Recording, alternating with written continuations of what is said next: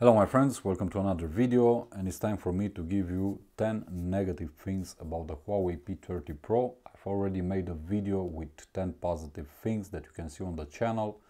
So let's start with the first negative thing about this device, and it's the box actually. And what I mean by the box is the accessories included with this package right here. Huawei in the past gave a lot of accessories to their consumers, to their customers, and this time around you only get a wall charger, you only get a SIM ejection tool, you get the paperwork and a pair of cheap headphones, and that's it. You don't get any clear case for the device. I actually bought mine afterwards. You don't get any screen protector. Again, bought it afterwards, and you don't even get the headphone adapter that you also got with the Mate 20 Pro, for example, in the box. So they're kind of skipping on offering accessories. They are going the Apple route, and I highly don't appreciate this thing, especially considering the fact that you do pay a premium price for the device, especially if you buy it in the top configuration, the 512 gigabyte of internal storage. So I wasn't expecting actually for them to do this kind of thing, and as I said in the past, the package was a lot richer in terms of accessories. Now you have to go and buy them and purchase them afterwards, and that implies a lot of money to be spent again. The second thing that I don't like about this device, it's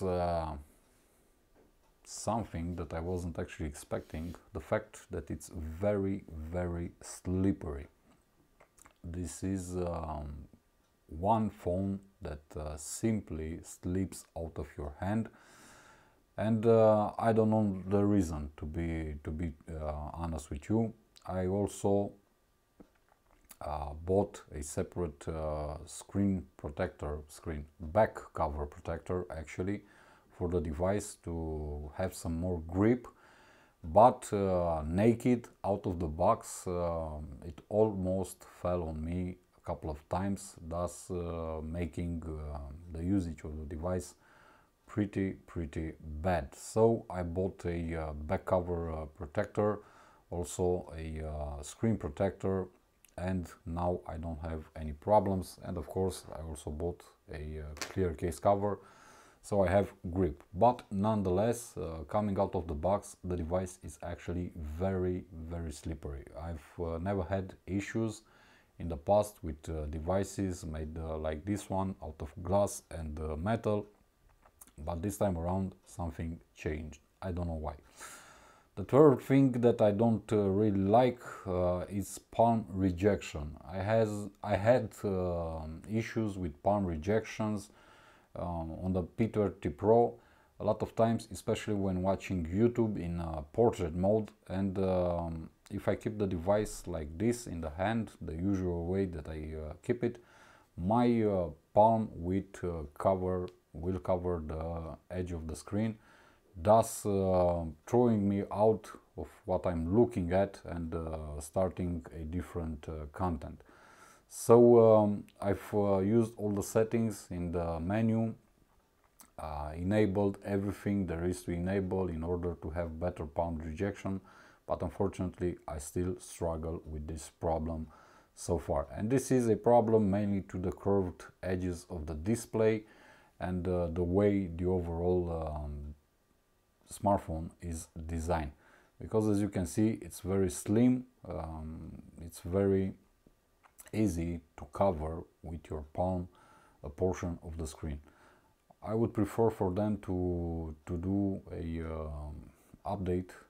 software update and improve palm rejection. It's nothing complicated, they can do it, so I'm eagerly expecting them to actually push out a software update that enhances palm rejection on this device. Fourth thing that I don't really like is the fact that this display is made by Samsung, but that's not my biggest gripe. Also, I don't have a problem with the fact that it's only a 1080p display. My problem is that being a Samsung OLED display, it favors a bluish tint when rendering content.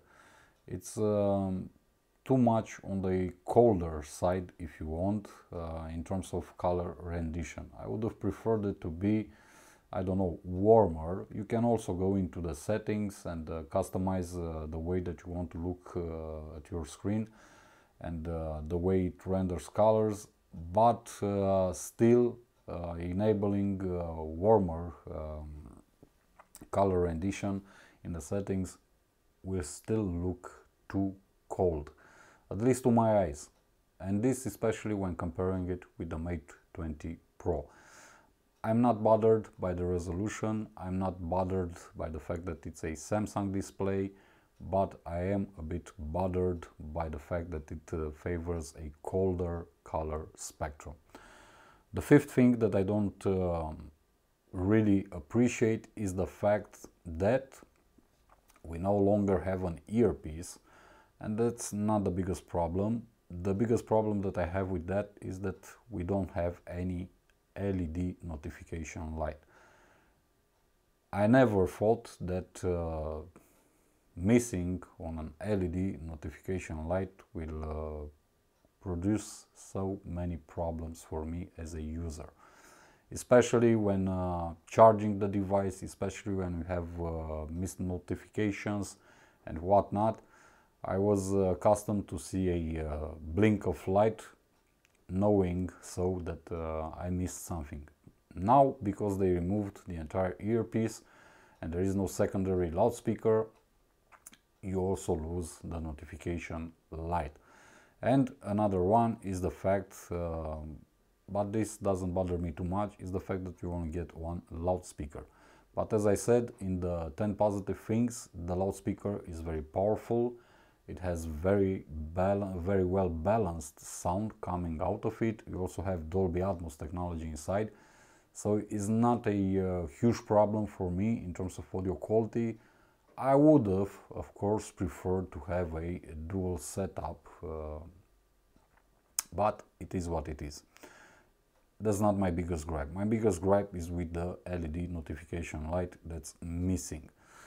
The sixth thing that I don't appreciate, especially comparing it with the Mate 20 Pro, is the fact that now in the settings, in the display settings, you no longer get natural tone. Natural tone was allowing the display in certain conditions, lighting conditions, to render colors as natural as possible. Thus, I don't know, being friendlier to your health. This isn't the case any longer. This feature is missing out of the P30 Pro. So natural tone is gone. You still have eye comfort, but that's pretty much it. And I really enjoyed using natural tone on the Mate 20 Pro. The seventh thing lacking on this device, but again, it doesn't bother me too much because I made the transition to wireless headphones a couple of years ago, is the lack of a 3.5mm headphone jack. It's a big deal for a lot of people, that's why I'm including this in this negative list. But to me, it isn't too bothering. I'm using wireless headphones. I'm a lot better with wireless headphones, considering that the device supports every single codec out there available for Bluetooth headphones. But a lot of people nowadays base their decision, from what I've seen, on having the headphone jack. So it's included in this list. The eighth thing that bothers me is something on the camera, the main camera, and that is super slow motion at 720p. 960 FPS, which is something obtained via software. Basically, they use pixel interpolation to obtain that 960 FPS. They're not using the hardware like Sony devices use, and even Samsung uses. So the results are really poor, the results are really bad, and they don't even look to be 720p. They actually look like 360p, if you ask me. And also I've seen a couple of times in some specific scenarios, especially when capturing pictures in low light conditions, especially street photography, where you have those street lights. I've noticed that it favors a tint of yellow and red, sometimes depending on the street lights. Sometimes the results get totally different compared to what your eyes are seeing, and it has that reddish or a yellowish tint inside. Hopefully with a software update they will fix this also, because as I said, this is specific for a certain scenario. It happened to me 2 or 3 times so far, so it's nothing dramatic, nothing important, nothing that ruins the overall photography, but still I've noticed it, so it bothered me. Let me go ahead and enter in the gallery, and I'll show you what I'm talking about. So this is what I'm talking about. This isn't what actually I saw with my eyes when taking the pictures, and actually this wasn't what the phone was seeing with the cameras. Because on the viewfinder, when taking this picture, and it was taken at 11 o'clock in the evening, the color temperatures were a lot cooler than the warmer tones that you can see in the final result. So as I said, it's specific, and hopefully they will fix it. The ninth thing, negative thing about this device, again, it's something subjective, but I actually miss it in certain ways, is the fact that it doesn't have 3D Face ID. On the P30 Pro we only get 2D Face ID. It works perfect, it works flawlessly, I had no issues so far, it's very fast, but it's not as secure, and you can actually unlock the device using a picture of yourself. So being the user that I am, and taking care of all the info that I have on my devices and whatnot, I actually have a problem with this Face ID system. I would have preferred it to have 3D Face ID, just like the Mate 20 Pro, for example, but unfortunately you lose some and you gain some, because losing the bigger notch on the Mate 20 Pro, actually I gained a bigger area on the display, which allows me to have a better multimedia experience. So again, it's something subjective, as I said. Some may like it, others won't. I like it and dislike it at the same time. And of course, the 10th negative thing is the fact that up until now Huawei doesn't manage to include 4K at 60 FPS video recording on their devices, and that's unfortunate, because this is a flagship device. We are in 2019, and we still get 4K at 30 FPS. It works very good, image stabilization is excellent, but I would have preferred for a device like this, which is a camera champion, to also have excellent results in video recording.